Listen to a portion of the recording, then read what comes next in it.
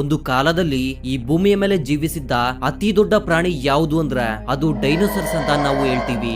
But ನಿಮ್ಗೆ ಗೊತ್ತಾ, ಈ ಭೂಮಿಯ ಮೇಲೆ ಡೈನೋಸರ್ಸ್ ಅನ್ನ ಕೂಡ ಬೇಟೆಯಾಡಬಲ್ಲ ದೊಡ್ಡ ದೊಡ್ಡ ಜೀವಿಗಳು ಜೀವಿಸಿದ್ವು. ಹೌದು, ನೀವು ಕೇಳಿದ್ದು ನಿಜ. ಇವತ್ತಿನ ವಿಡಿಯೋದಲ್ಲಿ ಅಂತಹ ಭಯಂಕರವಾದ ಜೀವಿಗಳ ಬಗ್ಗೆ ನಿಮ್ಗೆ ತಿಳಿಸ್ಕೊಡ್ತೀನಿ. ಅದಕ್ಕೂ ಮೊದಲು ಈ ವಿಡಿಯೋಗೆ ಒಂದು ಲೈಕ್ ಮಾಡಿ. ಇನ್ನು ತಡ ಮಾಡುವುದು ಬೇಡ, let's get started. Number 10, elasmosaurus. Friends, ಇದು ಒಂದು ಸಮುದ್ರದ ಜೀವಿ. ಹೆಚ್ಚು ಕಡಿಮೆ 80 ಮಿಲಿಯನ್ ವರ್ಷಗಳ ಹಿಂದೆ ಅಂದ್ರೆ ಲೇಟ್ ಕ್ರಿಟೇಷಿಯಸ್ ಪೀರಿಯಡ್ ನಲ್ಲಿ ಸಮುದ್ರದ ಆಳವಾದ ಪ್ರದೇಶದಲ್ಲಿ ಇದು ಜೀವಿಸಿತ್ತು. ಈ ಜೀವಿಯಲ್ಲಿದ್ದ ವಿಶೇಷತೆ ಏನಂದ್ರೆ ಇದರ ಕುತ್ತಿಗೆಯ ಭಾಗ ತುಂಬಾನೇ ಉದ್ದವಾಗಿತ್ತು. ಅಂದ್ರೆ ಈಗಿನ ಜಿರಾಫೆಗಳಿಗೆ ಯಾವ ರೀತಿ ಉದ್ದವಾದ ಕುತ್ತಿಗೆ ಇದೆಯೋ ಸೇಮ್ ಅದೇ ರೀತಿಯಲ್ಲಿ ಈ ಸಮುದ್ರದ ಜೀವಿಯ ಕುತ್ತಿಗೆ ಕೂಡ ತುಂಬಾನೇ ಉದ್ದವಾಗಿತ್ತು. ಬಟ್ ಜಿರಾಫೆಗಳಿಗೂ ಈ ಎಲ್ಮೋಸರಸ್ಗೂ ಯಾವುದೇ ರೀತಿಯ ಸಂಬಂಧ ಇಲ್ಲ. ಬದಲಿಗೆ ಇದೊಂದು ಸಮುದ್ರದಲ್ಲಿರುವ ರೆಪ್ಟೈಲ್ ಅಂದ್ರೆ ಸರೀಸೃಪ.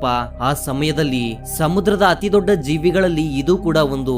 ಇದರ ದೇಹದ ಟೋಟಲ್ ಉದ್ದ ಬಂದು 40 ಅಡಿಗಳು. ಕೇವಲ ಇದರ ಕುತ್ತಿಗೆ ಮಾತ್ರವೇ 25 ಅಡಿ ಉದ್ದ ಇರುತ್ತೆ.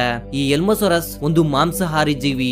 ಮುಖ್ಯವಾಗಿ ಮೀನುಗಳನ್ನ ಹಾಗೂ ಸಮುದ್ರದ ಚಿಕ್ಕ ಚಿಕ್ಕ ಜೀವಿಗಳನ್ನ ಬೇಟೆಯಾಡಿ ಇದು ತಿಂತಾ ಇತ್ತು. ಇದರ ಉದ್ದವಾದ ಕುತ್ತಿಗೆ ಮತ್ತು ದೈತ್ಯವಾದ ದೇಹದಿಂದ ಇದು ತುಂಬಾನೇ ಸುಲಭವಾಗಿ ಬೇಟೆಯಾಡ್ತಾ ಇತ್ತು. ಈ ಎಲ್ಮೋಸರಸ್ ನ ಮೊಟ್ಟ ಮೊದಲ ಪಳೆಯುಳಿಕೆಯನ್ನ 1867ರಲ್ಲಿ ಎಡ್ವರ್ಡ್ ಡ್ರಿಂಕರ್ ಕೋಪ್ ಅನ್ನುವ ಒಬ್ಬ ಅಮೆರಿಕದ ವಿಜ್ಞಾನಿ ಯುಎಸ್ ನ ಕಾನ್ಸಸ್ ನಲ್ಲಿ ಕಂಡು ಹಿಡಿದಿದ್ದಾರೆ. ನಂಬರ್ 9, ಡಂಕ್ಲಿಯಾಸ್ಟಿಯಸ್. ಫ್ರೆಂಡ್ಸ್, ಸಮುದ್ರದ ಅತಿ ದೊಡ್ಡ ಮೀನಿನ ಪ್ರಜಾತಿ ಇದು. ಸುಮಾರು 382ರಿಂದ 358 ಮಿಲಿಯನ್ ವರ್ಷಗಳ ಹಿಂದೆ ಅಂದ್ರೆ ಡೆವೋನಿಯನ್ ಕಾಲದಲ್ಲಿ ಸಮುದ್ರದ ಅತ್ಯಂತ ಆಳವಾದ ಪ್ರದೇಶದಲ್ಲಿ ಈ ಡಂಕ್ಲಿಯಾಸ್ಟಿಯಸ್ ಜೀವಿಸ್ತಾ ಇತ್ತು. ಡೆವೋನಿಯನ್ ಕಾಲದಲ್ಲಿ ಜೀವಿಸಿದ್ದ ಅತಿ ದೊಡ್ಡ ಮತ್ತು ಖತರ್ನಾಕ್ ಆದ ಮೀನು ಇದು. ಇದು ಹೆಚ್ಚು ಕಡಿಮೆ 33 ಅಡಿಗಳಷ್ಟು ಉದ್ದ ಮತ್ತು 1 ಟನ್ ತೂಕವನ್ನ ಕೂಡ ಹೊಂದಿತ್ತು. ಇದು ನೋಡೋದಕ್ಕೆ ತುಂಬಾನೇ ಭಯಂಕರವಾಗಿ ಕಾಣ್ತಾ ಇತ್ತು. ಹಾಗೂ ಇದರ ಬಲಿಷ್ಠವಾದ ದೇಹ ಇದಕ್ಕೆ ಒಂದು ಕವಚದ ರೀತಿ ರಕ್ಷಣೆ ಕೊಡ್ತಾ ಇತ್ತು. ಜೊತೆಗೆ ಇದರ ತಲೆ ಕೂಡ ತುಂಬಾನೇ ದೊಡ್ಡದಾಗಿತ್ತು. ಈ ಮೀನಿನ ದವಡೆ ಎಷ್ಟೊಂದು ಪವರ್ಫುಲ್ ಆಗಿತ್ತು ಅಂದ್ರೆ ಇದಕ್ಕಿಂತ ದೊಡ್ಡ ದೊಡ್ಡ ಗಾತ್ರದ ಜೀವಿಗಳನ್ನ ಕೇವಲ ಬೈಟ್ ಫೋರ್ಸ್ ಇಂದಾನೆ ಇದು ಬೇಟೆಯಾಡ್ತಾ ಇತ್ತು. ಇದರಿಂದಾನೆ ಇಲ್ಲಿಯವರೆಗೂ ಸಮುದ್ರದಲ್ಲಿ ಜೀವಿಸಿದ್ದ ಅತ್ಯಂತ ಡೇಂಜರ್ಸ್ ಆದ ಮೀನುಗಳ ಲಿಸ್ಟ್ ನಲ್ಲಿ ಇದನ್ನ ಕೂಡ ಸೇರಿಸಲಾಗಿದೆ. ಈ ಮೀನು ಎಷ್ಟೊಂದು ವೇಗವಾಗಿ ಬೇಟೆಯಾಡುತ್ತೆ ಅಂದ್ರೆ ಕಣ್ಣು ಮಿಟಕಿಸುವ ವೇಗದಲ್ಲಿ ಬೇಟೆಯನ್ನ ಕೊಂದು ಬಿಡುತ್ತೆ. ಆದ್ರೆ ಡೆವೋನಿಯನ್ ಕಾಲದ ಕೊನೆಯಲ್ಲಿ ಬೇರೆ ಸಮುದ್ರದ ಜೀವಿಗಳ ತರ ಈ ಡಂಕ್ಲಿಯಾಸ್ಟಿಯಸ್ ಕೂಡ ಅಳಿದು ಹೋಗುತ್ತೆ. ನಂಬರ್ 8, ಪ್ಲಾಟಿಬೆಲೊಡಾನ್. ಈ ಪ್ರಾಣಿಯನ್ನ ನೋಡಿದ ಕೂಡಲೇ ಇದು ಆನೆಯ ಜಾತಿಗೆ ಸೇರಿದ ಪ್ರಾಣಿ ಅಂತ ನಿಮ್ಗೆಲ್ಲ ಗೊತ್ತಾಗುತ್ತೆ. ಆದ್ರೆ ಈಗಿನ ಆನೆಗಳಿಗೆ ಹೋಲಿಸಿದ್ರೆ ಇದು ತುಂಬಾನೇ ವಿಚಿತ್ರವಾಗಿದೆ. ಅಂದ್ರೆ ಇದರ ಸೊಂಡಿಲು ಈಗಿನ ಆನೆಗಳ ಸೊಂಡಿಲಿಗಿಂತ ಹೆಚ್ಚು ದಪ್ಪ ಮತ್ತು ತುಂಬಾನೇ ವಿಚಿತ್ರವಾಗಿದೆ. ಪ್ರೆಸೆಂಟ್ ಈ ಜಾತಿಯ ಆನೆಗಳು ಅಸ್ತಿತ್ವದಲ್ಲಿ ಇಲ್ಲದೆ ಇರಬಹುದು. ಬಟ್ ಈ ಪ್ಲಾಟಿಬೆಲೊಡಾನ್ ಈಗಿನ ಆನೆಗಳ ಪೂರ್ವಿಕ ಅನ್ನೋದ್ರಲ್ಲಿ ಯಾವುದೇ ಡೌಟ್ ಇಲ್ಲ. ಈ ದೈತ್ಯವಾದ ಆನೆಯ ಜಾತಿ ಹೆಚ್ಚು ಕಡಿಮೆ 10ರಿಂದ 15 ಮಿಲಿಯನ್ ವರ್ಷಗಳ ಹಿಂದೆ ಅಂದ್ರೆ ಮಿಯೋಸನ್ ಕಾಲದಲ್ಲಿ ಈ ಭೂಮಿಯ ಮೇಲೆ ಜೀವಿಸಿತ್ತು. ಆದ್ರೆ ಹೆಚ್ಚು ಕಡಿಮೆ 8 ಮಿಲಿಯನ್ ವರ್ಷಗಳ ಹಿಂದೆ ಇವು ಕಂಪ್ಲೀಟ್ ಆಗಿ ಅಳಿದು ಹೋಗಿವೆ. ಈ ಆನೆಗಳಲ್ಲಿರುವ ವಿಶೇಷತೆ ಏನಂದ್ರೆ ಅದು ಇದರ ಸೊಂಡಿಲು. ಅದರಲ್ಲೂ ಇದರ ಕೆಳಗಡೆ ಇರುವ 2 ದಂತಗಳು ತುಂಬಾ ಬಲಿಷ್ಠವಾಗಿದ್ವು. ಬೇರೆ ಪ್ರಾಣಿಗಳನ್ನ ಹೆದರಿಸಲು ಈ ದಂತಗಳನ್ನ ಆನೆಗಳು ಬಳಸ್ತಾ ಇದ್ವು. ಈ ಆನೆಗಳ ಸೊಂಡಿಲಿನ ಕೆಳಗಡೆ ಇರುವ ಚಪ್ಪಟೆ ಆಕಾರದ ದಂತಗಳಿಂದಾನೆ ಇದಕ್ಕೆ ಪ್ಲಾಟಿಬೆಲೊಡಾನ್ ಅನ್ನುವ ಹೆಸರು ಬಂದಿದೆ. ಪ್ಲಾಟಿ ಪದದ ಅರ್ಥ ಬಂದು ಚಪ್ಪಟೆ ಹಾಗೂ ಬೆಲಿಡನ್ ಅಂದ್ರೆ ಬಲಿಷ್ಠವಾದ ದಂತಗಳು. ಈಗಿನ ಆನೆಗಳ ತರ ಇವು ಕೂಡ ನೀರಿನಲ್ಲಿ ಅದ್ಭುತವಾಗಿ ಈಜಬಲ್ಲವು. ಈ ಪ್ಲಾಟಿಬೆಲೊಡಾನ್ ಪಳೆಯುಳಿಕೆಗಳು ಚೀನಾ, ಮಂಗೋಲಿಯಾ, ಭಾರತ ಹಾಗೂ ಏಷ್ಯಾದ ಇನ್ನಿತರ ದೇಶಗಳಲ್ಲಿ ಕೂಡ ಕಂಡು ಬಂದಿವೆ. ನಂಬರ್ 7, ಪ್ಯಾರಾಸೋರಲೋಪಸ್. ಫ್ರೆಂಡ್ಸ್, ಇದು ಒಂದು ಸಸ್ಯಾಹಾರಿ ಡೈನೋಸರ್ ಗಳ ಜಾತಿ. ಬಟ್ ಬೇರೆ ಡೈನೋಸರ್ ಗಳಿಗಿಂತ ಇದು ತುಂಬಾನೇ ವಿಭಿನ್ನವಾಗಿತ್ತು. ಸುಮಾರು 70 ಮಿಲಿಯನ್ ವರ್ಷಗಳ ಹಿಂದೆ ಅಂದ್ರೆ ಕ್ರಿಟೇಷಿಯಸ್ ಕಾಲದಲ್ಲಿ ಇವು ಭೂಮಿಯ ಮೇಲೆ ರಾಜ್ಯಭಾರ ಮಾಡ್ತಿದ್ವು. ವಿಜ್ಞಾನಿಗಳು ಇದನ್ನ ಡಕ್ ಬಿಲ್ ಡೈನೋಸರ್ ಅಂತ ಕೂಡ ಕರೀತಾರೆ. ಈ ಡೈನೋಸರ್ ಗಳ ತಲೆಯ ಮೇಲಿದ್ದ ಕೊಂಬಿನಿಂದ ಇದನ್ನ ಗುರುತಿಸಲಾಗುತ್ತೆ. ಈ ಡೈನೋಸರಸ್ 33ರಿಂದ 40 ಅಡಿ ಉದ್ದವಿತ್ತು ಹಾಗೂ ಇದರ ಎತ್ತರ 16 ಅಡಿಗಳು, ತೂಕ 2ರಿಂದ 4 ಟನ್ ಇರ್ತಾ ಇತ್ತು. ವಿಜ್ಞಾನಿಗಳ ಪ್ರಕಾರ ಈ ಡೈನೋಸರ್ ಗಳು ಹೆಚ್ಚಾಗಿ ಗುಂಪಿನಲ್ಲಿ ಜೀವಿಸಲು ಇಷ್ಟಪಡ್ತಿದ್ವು. ನಂಬರ್ 6, ಟ್ರಿಲೋಬೈಟ್ಸ್. ಈ ಜೀವಿಗಳು ಸುಮಾರು 520 ಮಿಲಿಯನ್ ವರ್ಷಗಳ ಹಿಂದೆ ಅಂದ್ರೆ ಪ್ರಾರಂಭಿಕ ಕ್ಯಾಂಬ್ರಿಯನ್ ಕಾಲದಲ್ಲಿ ಭೂಮಿಯ ಮೇಲೆ ಜೀವಿಸಿದ್ವು. ಈ ರಹಸ್ಯವಾದ ಜೀವಿ 210 ಮಿಲಿಯನ್ ವರ್ಷಗಳ ಕಾಲ ಈ ಭೂಮಿಯ ಮೇಲೆ ಕಂಡು ಬರ್ತಾ ಇದ್ವು. ಇಲ್ಲಿ ಆಶ್ಚರ್ಯಕರ ಸಂಗತಿ ಏನಂದ್ರೆ ಈ ಟ್ರಿಲೋಬೈಟ್ಸ್ ನಲ್ಲಿ ಸುಮಾರು 20,000ಕ್ಕಿಂತ ಹೆಚ್ಚು ಪ್ರಜಾತಿಗಳು ಇದ್ವು. ನಾರ್ಮಲ್ ಆಗಿ ಹೆಚ್ಚು ಪ್ರಜಾತಿಗಳು ಸೈಜ್ ನಲ್ಲಿ ಚಿಕ್ಕದಾಗಿದ್ವು. ಆದ್ರೆ ಕೆಲವು ಪ್ರಜಾತಿಗಳು ಮಾತ್ರ ತುಂಬಾನೇ ದೊಡ್ಡ ಗಾತ್ರದಲ್ಲಿ ಬೆಳೀತಾ ಇದ್ವು. ಸಮುದ್ರದ ಈ ರಹಸ್ಯವಾದ ಜೀವಿಯ ಪಳೆಯುಳಿಕೆಗಳು ಆಲ್ಮೋಸ್ಟ್ ಎಲ್ಲಾ ಮಹಾದ್ವೀಪಗಳಲ್ಲೂ ಸಿಕ್ಕಿವೆ.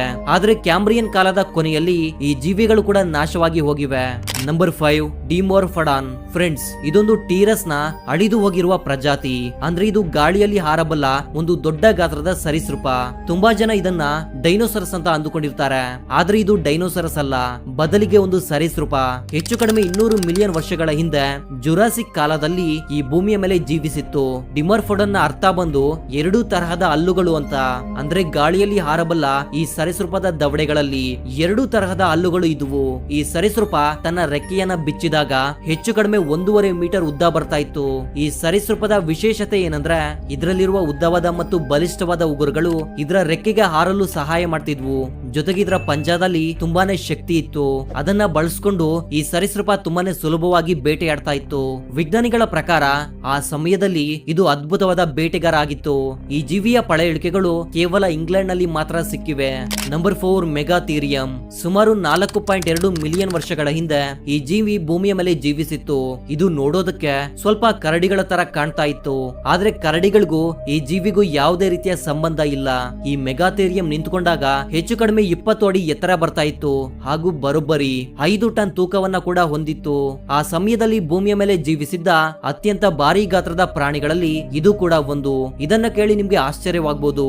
ಇಷ್ಟೊಂದು ಭಾರಿ ಗಾತ್ರದ ದೇಹ ಇದ್ರೂ ಕೂಡ ಇದೊಂದು ಸಸ್ಯಾಹಾರಿ ಪ್ರಾಣಿಯಾಗಿತ್ತು. ಮುಖ್ಯವಾಗಿ ಹಣ್ಣು ಹಂಪಲನ್ನ ಇದು ತಿಂದು ಜೀವಿಸ್ತಾ ಇತ್ತು. ಮೆಗಾಥೀರಿಯಂನ ಪಳೆಯುಳಿಕೆಗಳು ಅಮೆರಿಕ, ಅರ್ಜೆಂಟೀನಾ ಮತ್ತು ಬ್ರೆಜಿಲ್ ನಲ್ಲಿ ಸಿಕ್ಕಿವೆ. ನಂಬರ್ 3 ಮೆಗಾಲೋಸೊರಸ್. ಜಿಂಕೆಗಳ ಜಾತಿಯಲ್ಲೇ ಅತಿ ದೊಡ್ಡ ಜಿಂಕೆ ಇದು. ಸುಮಾರು 10,000 ವರ್ಷಗಳ ಹಿಂದೆ ಅಂದ್ರೆ ಪ್ಲಿಯೋಸ್ಟಿಸ್ ಕಾಲದಲ್ಲಿ ಭೂಮಿಯ ಮೇಲೆ ಇದು ಜೀವನ ಮಾಡ್ತಿತ್ತು. ಅದರಲ್ಲೂ ಯುರೇಷಿಯಾದಲ್ಲಿ ಈ ದೊಡ್ಡ ಗಾತ್ರದ ಜಿಂಕೆಗಳು ಕಂಡು ಬರ್ತಾ ಇದ್ವು. ಇವು ಹೆಚ್ಚು ಕಡಿಮೆ 7 ಅಡಿ ಎತ್ತರ ಬೆಳೀತಾ ಇದ್ವು. ಇದರ ಕೊಂಬುಗಳನ್ನ ಕೂಡ ಸೇರಿಸ್ಕೊಂಡ್ರೆ ಸುಮಾರು 13 ಅಡಿಗಳಷ್ಟು ಎತ್ತರ ಬರ್ತಾ ಇದ್ವು. ಹಾಗೂ ಇವುಗಳ ಕೊಂಬಿನ ಮಧ್ಯೆ ಇರುವ ಅಗಲ 12 ಅಡಿಗಳು. ಇವುಗಳನ್ನ ಬೇಟೆಯಾಡುವ ಪ್ರಾಣಿಗಳಿಂದ ತನ್ನನ್ನ ತಾನು ಕಾಪಾಡಿಕೊಳ್ಳೋಕೆ ಈ ಬಲಿಷ್ಠವಾದ ಕೊಂಬುಗಳು ಉಪಯೋಗಕ್ಕೆ ಬರ್ತಾ ಇದ್ವು. ಹಾಗೂ ಇದರ ತೂಕ ಹೆಚ್ಚು ಕಡಿಮೆ 680 ಕೆಜಿ. ಇಷ್ಟೊಂದು ಹೆಚ್ಚು ತೂಕವನ್ನ ಹೊಂದಿದ್ರು ಕೂಡ ಇದು ವೇಗವಾಗಿ ಓಡಬಲ್ಲದು. ಈಗಿನ ಜಿಂಕೆಗಳ ತರ ಈ ಮೆಗಲೋಸೋರಸ್ ಕೂಡ ಸಸ್ಯಾಹಾರಿ ಜೀವಿಯಾಗಿತ್ತು. ನಂಬರ್ 2 ಎಲುಸುಜೀನಿಯಾ. ಫ್ರೆಂಡ್ಸ್, ಎಲುಸುಜೀನಿಯಾ ಪದದ ಅರ್ಥ ಪ್ರಾಚೀನ ಕಾಲದ ಪ್ರಾಣಿ ಅಂತ. ಇದು ಸುಮಾರು 508 ಮಿಲಿಯನ್ ವರ್ಷಗಳ ಹಿಂದೆ ಅಂದ್ರೆ ಗ್ಯಾಮ್ರಿಯನ್ ಕಾಲದಲ್ಲಿ ಈ ಸಮುದ್ರದ ಆಳವಾದ ಪ್ರದೇಶದಲ್ಲಿ ಇದು ಜೀವಿಸ್ತಾ ಇತ್ತು. ಇದು ನೋಡೋದಕ್ಕೆ ತುಂಬಾನೇ ವಿಚಿತ್ರವಾಗಿ ಕಾಣ್ತಾ ಇತ್ತು. ಇದರ ಹೆಸರು ಎಲುಸುಜೀನಿಯಾ. ಇದರ ಶರೀರದ ರಚನೆ ತುಂಬಾನೇ ವಿಚಿತ್ರವಾಗಿದೆ. ಇದು ಭಾರಿ ಗಾತ್ರದ ಜೀವಿ ಏನೂ ಅಲ್ಲ, ಇದೊಂದು ಚಿಕ್ಕ ಗಾತ್ರದ ಪ್ರಾಣಿ. ಅಂದ್ರೆ ಇದರ ಸೈಜ್ ಕೇವಲ ಕೆಲವು ಸೆಂಟಿಮೀಟರ್ಸ್ ಮಾತ್ರ ಇರ್ತಾ ಇತ್ತು. ಇದರ ದೇಹದ ಮೇಲೆ ಮುಳ್ಳಿನ ತರಹದ ರಚನೆಯನ್ನ ನೋಡಬಹುದು. ಫ್ರೆಂಡ್ಸ್, ಈ ಪ್ರಾಣಿಯ ಪಳೆಯುಳಿಕೆಗಳು ಸಿಕ್ಕ ಮೇಲೆ ವಿಜ್ಞಾನಿಗಳಿಗೆ ಪ್ರಾಚೀನ ಕಾಲದ ಪ್ರಾಣಿಗಳ ವಿಕಾಸದ ಬಗ್ಗೆ ತುಂಬಾನೇ ಮಾಹಿತಿ ಸಿಗುತ್ತೆ. ನಂಬರ್ 1 ಕುಡ್ಜಲ್ ಕೋಟ್ಲಸ್. ಇದು ಟೀರೋಸರಸ್ಗೆ ಸೇರಿರುವ ಒಂದು ಪ್ರಾಣಿ. ಅಂದ್ರೆ ಇದು ಕೂಡ ಗಾಳಿಯಲ್ಲಿ ಹಾರಬಲ್ಲ ಒಂದು ಸರೀಸೃಪ. ಇದು ಸುಮಾರು 66ರಿಂದ 72 ಮಿಲಿಯನ್ ವರ್ಷಗಳ ಹಿಂದೆ ಲೇಟ್ ಕ್ರಿಟೇಷಸ್ ಕಾಲದಲ್ಲಿ ಈ ಭೂಮಿಯ ಮೇಲೆ ಜೀವಿಸ್ತಾ ಇತ್ತು. ಇದು ತನ್ನ ರೆಕ್ಕೆಗಳನ್ನ ಬಿಚ್ಚಿದಾಗ ಹೆಚ್ಚು ಕಡಿಮೆ 36 ಅಡಿ ಅಗಲ ಬರುತ್ತೆ. ಅಂದ್ರೆ ಈ ಜಿರಾಫೆಗಿಂತ ದೊಡ್ಡದು. ಹಾಗೂ ಇದರ ದವಡೆಗಳಲ್ಲಿ ಬಲಿಷ್ಠವಾದ ಮತ್ತು ಶಾರ್ಪ್ ಆಗಿರುವ ಹಲ್ಲುಗಳು ಇದ್ವು. ಈಗಿನವರೆಗೂ ನಮ್ಮ ಭೂಮಿಯ ಮೇಲೆ ಜೀವಿಸಿದ ಅತ್ಯಂತ ದೊಡ್ಡ ಗಾತ್ರದ ಹಾರುವ ಜೀವಿ ಇದು. ಇದು ಒಂದು ಮಾಂಸಾಹಾರಿ ಪ್ರಾಣಿಯಾಗಿತ್ತು. ಇದರ ಮುಖ್ಯ ಆಹಾರ ಬಂದು ದೊಡ್ಡ ಗಾತ್ರದ ಹಲ್ಲಿಗಳು ಹಾಗೂ ಡೈನೋಸರ್ನ ಮರಿಗಳನ್ನ ಕೂಡ ಇದು ಬೇಟೆಯಾಡಿ ತಿಂತಾ ಇತ್ತು. ಈ ಪ್ರಾಣಿಯ ಪಳೆಯುಳಿಕೆಗಳು ಉತ್ತರ ಅಮೆರಿಕ ಮತ್ತು ಟೆಕ್ಸಾಸ್ ನಲ್ಲಿ ಸಿಕ್ಕಿವೆ. ಸೊ ದಟ್ ವಾಸ್ ದ ಇನ್ಫಾರ್ಮೇಡಿಯರ್ ಥಿಂಕರ್ಸ್. ನೀವಿನ್ನೂ ನಮ್ಮ ಚಾನೆಲ್ಗೆ ಸಬ್ಸ್ಕ್ರೈಬ್ ಆಗಿಲ್ಲ ಅಂದ್ರೆ ತಪ್ಪದೇ ಸಬ್ಸ್ಕ್ರೈಬ್ ಮಾಡ್ಕೊಂಡು ಪಕ್ಕದಲ್ಲೇ ಬರುವ ಬೆಲ್ ಐಕಾನ್ ಒತ್ತಿ. ಮತ್ತೊಂದು ಇಂಟ್ರೆಸ್ಟಿಂಗ್ ಆದ ವಿಡಿಯೋ ಜೊತೆ ಮತ್ತೆ ಸಿಗ್ತೀನಿ. ಅಲ್ಲಿವರೆಗೂ ಜೈ ಹಿಂದ್, ಜೈ ಕರ್ನಾಟಕ.